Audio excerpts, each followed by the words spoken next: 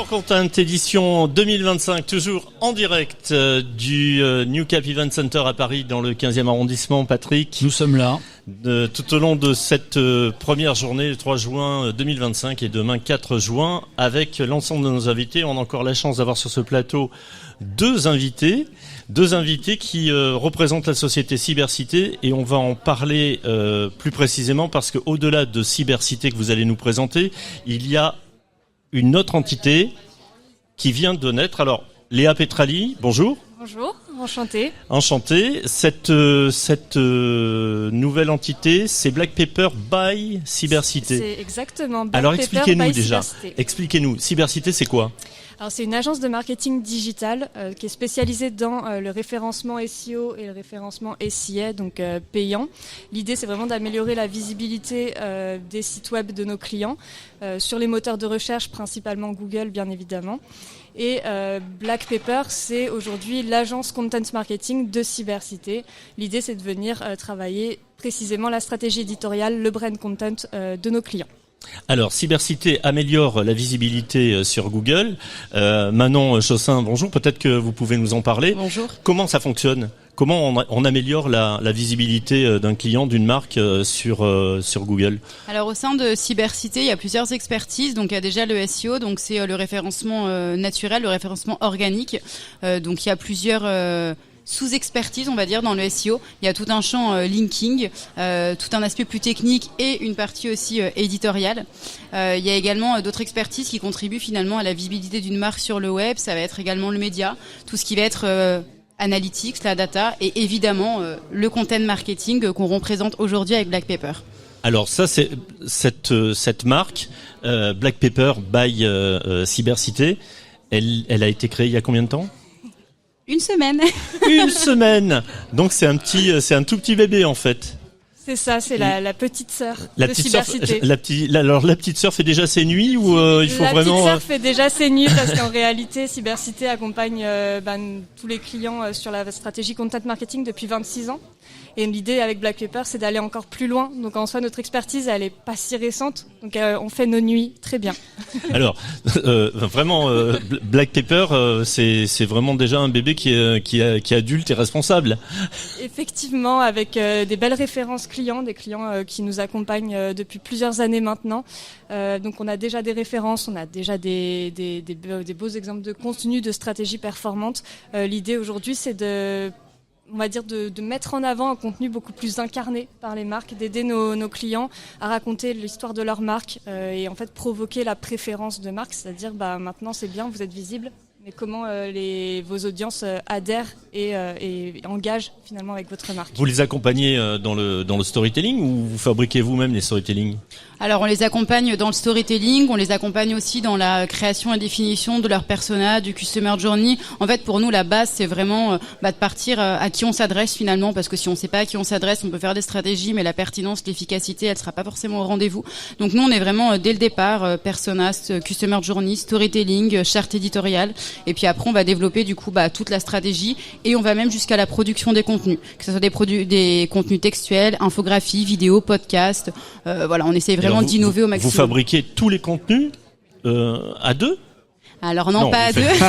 Non, mais vous pourriez déjà en faire une grande partie. Alors on fait pas mal de choses, mais quand même pas tout.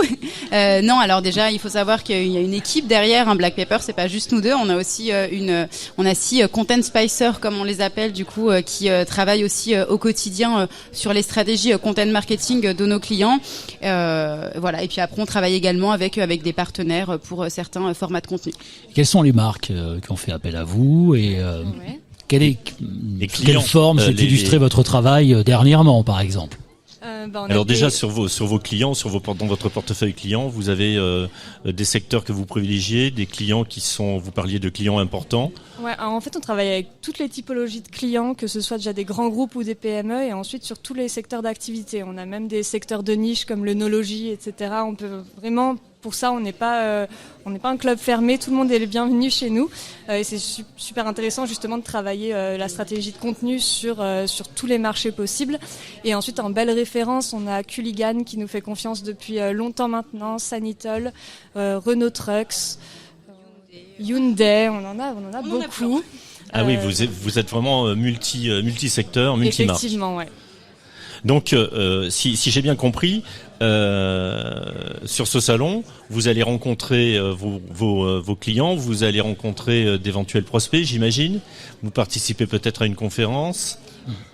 Alors effectivement, du coup, on est présent sur le salon avec un stand et on a également fait une conférence à 15h et on en a une autre demain à 10h45. Sur quel thème ?